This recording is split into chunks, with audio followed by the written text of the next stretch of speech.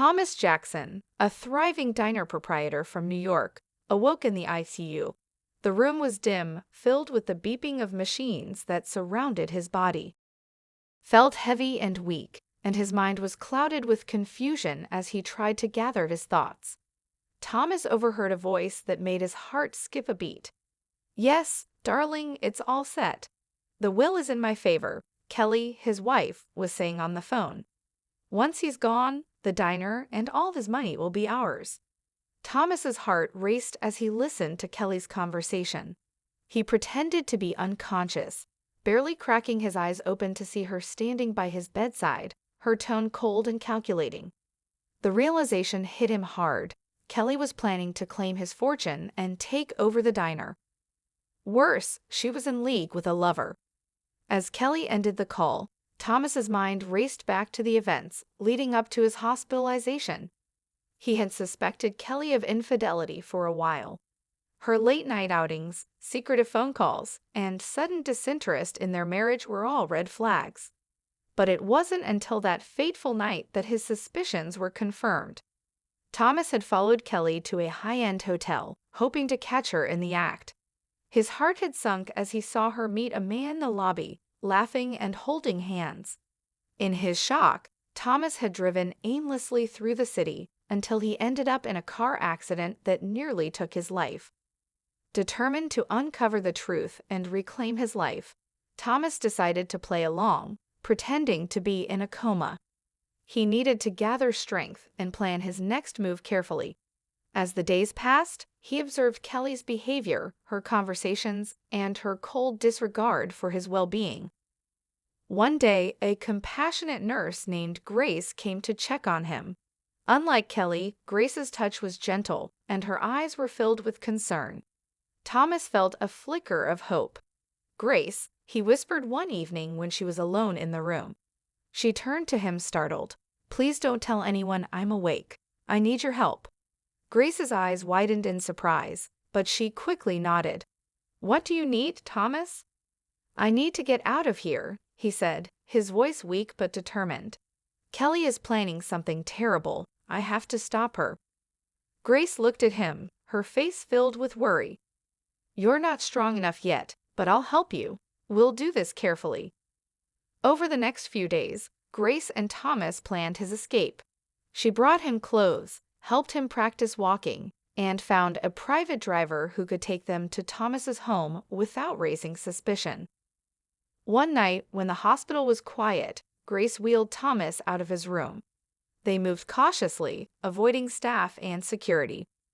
Once outside, Thomas took a deep breath of the cool night air. It was the first time he felt alive in weeks. The drive to his home was tense. Thomas's mind was a whirlwind of thoughts and emotions. When they finally arrived, Thomas's heart pounded as he approached his front door. He fumbled with his keys, but they didn't fit. Kelly had changed the locks. Undeterred, Thomas rang the doorbell. Footsteps approached, and the door opened to reveal a man in Thomas's robe. Thomas's blood boiled. "Who are you?" the man sneered. "You're not supposed to be here." Before Thomas could respond, Kelly appeared behind the man. Her face paled when she saw Thomas standing there. "Thomas, but you're supposed to be dead," Thomas finished for her. "Not quite, Kelly. You've got some explaining to do." Kelly stammered, trying to cover her tracks. "I thought you were gone, Thomas." "It's not what it looks like." Thomas's eyes narrowed. "Save it. You and your lover have 5 minutes to pack your things and get out of my house." The man stepped forward, trying to assert himself. "Listen, you need to leave." Thomas's gaze was steely. "I'm not going anywhere. This is my home. Get out." With no other choice, Kelly and her lover hurriedly gathered their belongings and left. As they walked out, Thomas felt a mix of anger and relief. The betrayal cut deep, but he was ready to take back control of his life. Inside, Thomas sat down, his body trembling from the exertion. Grace sat beside him, her hand on his shoulder. "You did it, Thomas. They're gone." Thomas nodded, his eyes filled with determination. "This is just the beginning. I need to rebuild everything they tried to take from me, and I'll need your help." Grace smiled. You have it every step of the way. With Grace's support, Thomas felt a newfound strength. He knew the road ahead would be tough, but he was ready. It was time to reclaim his life, his diner, and his future. Thomas awoke the next morning feeling a mix of exhaustion and resolve. He knew that reclaiming his life and diner would not be easy, but with Grace by his side, he felt hopeful. The first step was to gather the people he trusted the most, Robert the janitor and Laura the dishwasher, who had warned him about the accident. Grace and Thomas made their way to the diner. Thomas moved slowly, leaning on a cane for support, but his eyes were filled with determination. When they arrived, the staff looked shocked to see their boss, who they thought was still in a coma. Whispers filled the air as Thomas and Grace made their way to his office. Robert the janitor was the first to approach them. Mr. Jackson, is it really you? We thought. It's me, Robert, Thomas said, offering a weak smile. I have a lot to explain, but first, I need your help. Can you gather the staff? There's something I need to say. Robert nodded and hurried off to gather the employees. Within minutes, the staff assembled, their faces filled with curiosity and concern. Thomas stood before them, taking a deep breath. Thank you all for coming, he began. I know this is a surprise, but I needed to see you all first. I want to thank you for keeping the diner running in my absence. It means a lot to me. The staff murmured in response, some nodding in agreement. Thomas continued, I have recently discovered a betrayal that has shaken me deeply. My wife, Kelly, and her lover planned to take over the diner and my fortune, but with the help of Grace, I was able to uncover the truth and return. Gasps filled the room as the employees exchanged shocked glances. Thomas held up his hand to quiet them. I know this is a lot to take in, but I need your support now more than ever. Robert, Laura, please step forward. Robert and Laura exchanged surprised looks before stepping forward. Thomas smiled at them. Robert, you've been with this diner for years, always loyal and hardworking. Laura, you warned me about the accident, and I didn't believe you. I owe you an apology and my gratitude. Laura's eyes welled up with tears. Mr. Jackson, I was just trying to help. You did more than help, Laura. You saved my life, Thomas said. I want to offer you a promotion to assistant chef. Your dedication and hard work deserve recognition. Laura's mouth dropped open in shock. Assistant chef, are you serious? Absolutely, Thomas confirmed. And Robert, I need you to continue being the rock of this diner. Your experience and loyalty are invaluable. Robert beamed with pride. You can count on me, Mr. Jackson. Thomas nodded, feeling a sense of warmth from their support. Thank you, and there's one more person I need to find. Ben, the homeless man who saved me from the burning car. Grace stepped forward.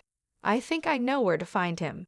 He often stays near the old warehouse on 5th Street. Thomas turned to her, gratitude shining in his eyes. Let's go find him. Grace and Thomas left the diner, heading towards the old warehouse district. The streets were rough, and Thomas's condition made the journey difficult, but he was determined. As they approached the warehouse, they spotted a man sitting against the wall, looking tired and worn. Ben, Thomas called out.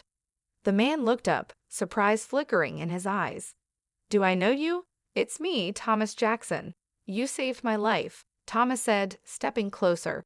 Recognition dawned on Ben's face. I remembered you. You're the guy from the car accident. Yes, and I owe you everything, Thomas said. I want to offer you a job at my diner. You risked your life for me, and I want to repay your kindness. Ben hesitated, looking unsure. A job? I don't know, man. I haven't had a real job in years. Please, Ben, Thomas urged. You deserve a chance to rebuild your life, just like I do. Ben looked at Thomas and then at Grace, who nodded encouragingly. All right, Ben finally said. I'll give it a try. Thomas smiled, feeling a sense of relief. Thank you, Ben.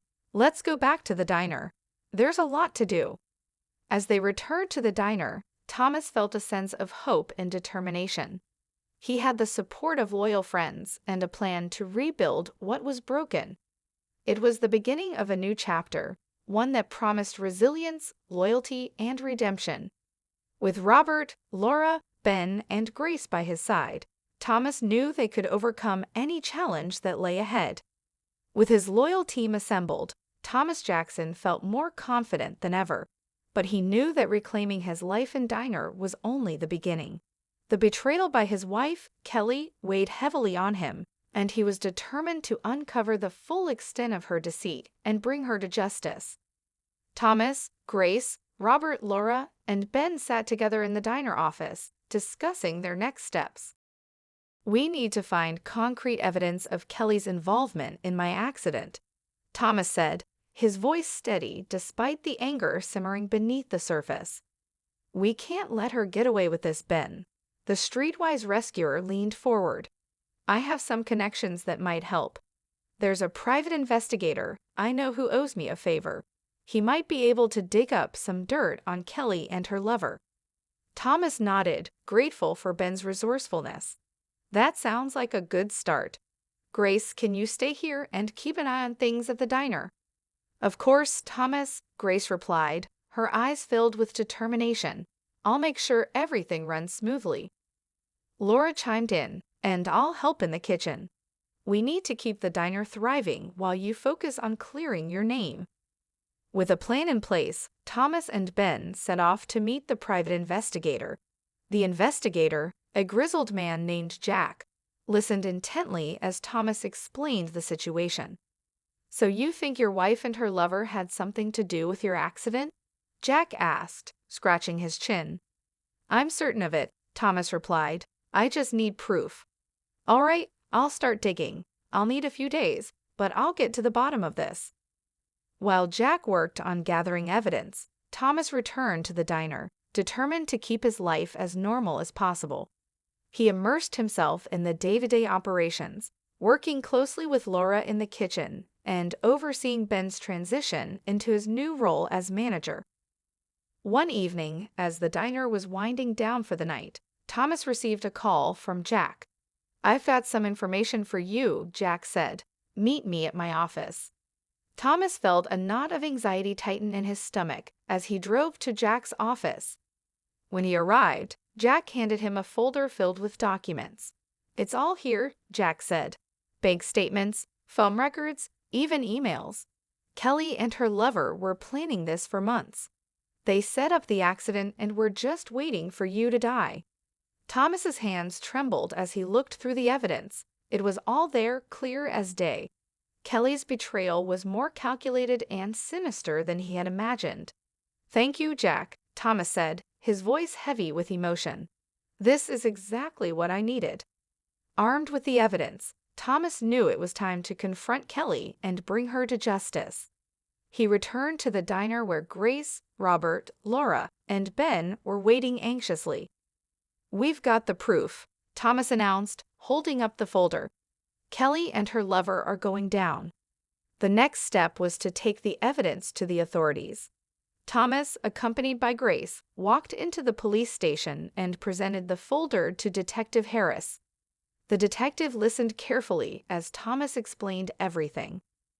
"This is some serious evidence," Detective Harris said, flipping through the documents. "We'll launch an investigation immediately, but you should be prepared for a legal battle.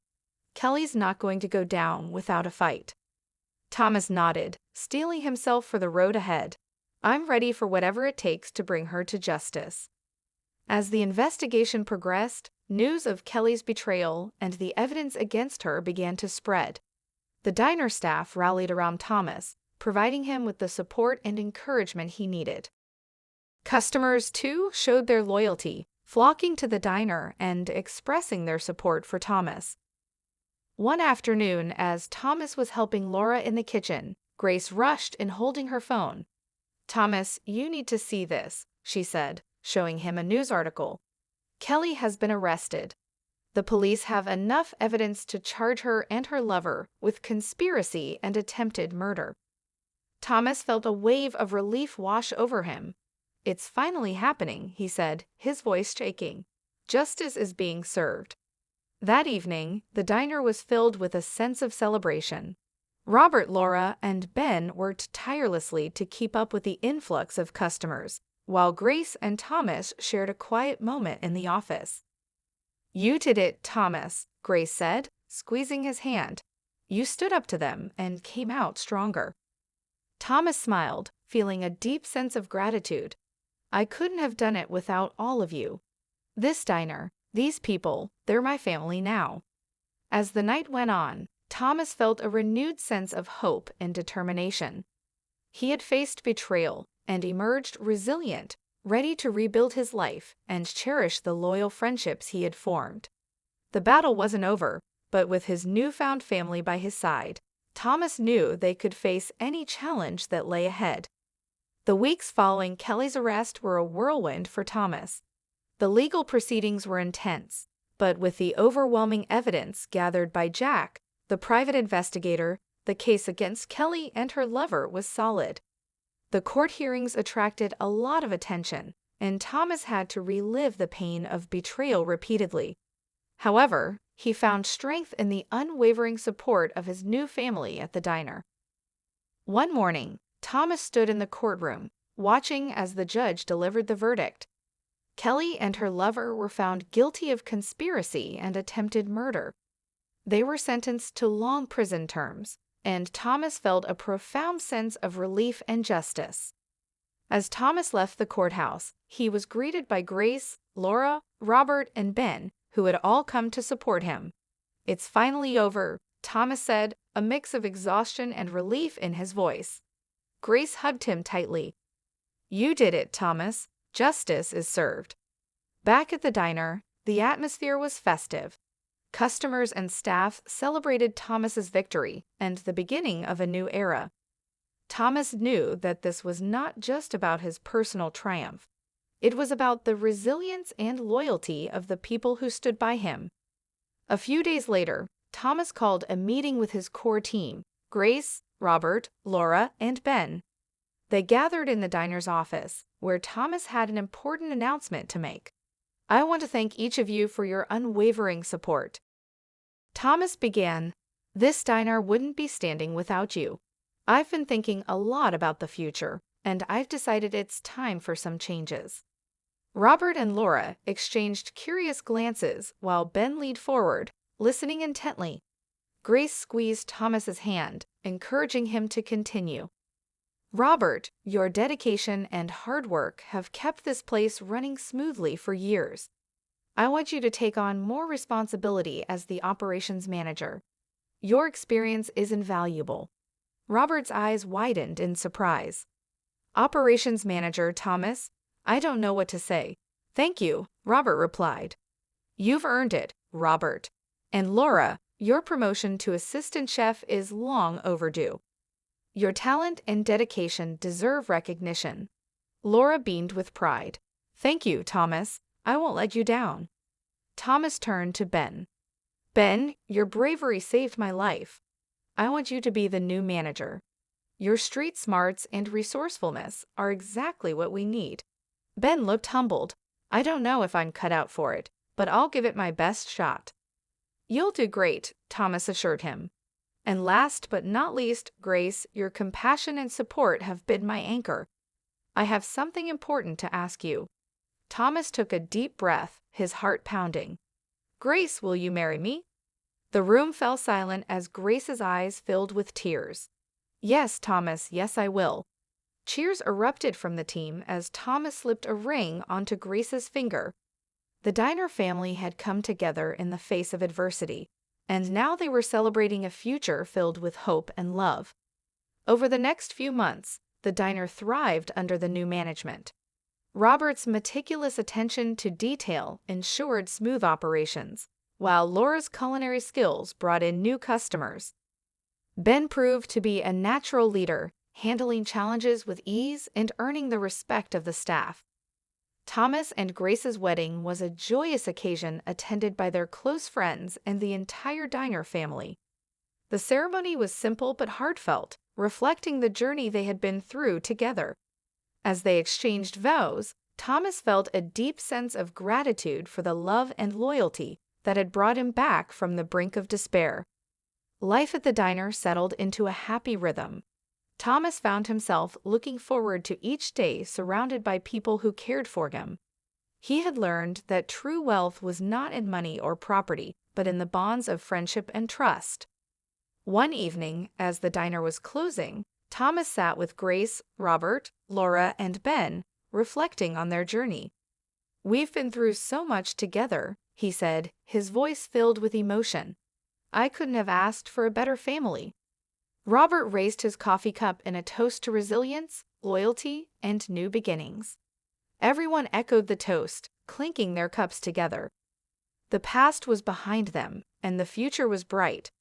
With his newfound family by his side, Thomas knew that they could face whatever challenges came their way. As the night grew darker, the lights of the diner glowed warmly, a beacon of hope and redemption. Thomas looked around at the faces of his friends and felt a profound sense of peace. They had all been betrayed in some way, but together they had found resilience and redemption. The journey had made them stronger and their bonds unbreakable. And so, in the heart of New York, amidst the hustle and bustle of the city, Thomas Jackson and his diner family began a new chapter united by loyalty and love, ready to face the future together.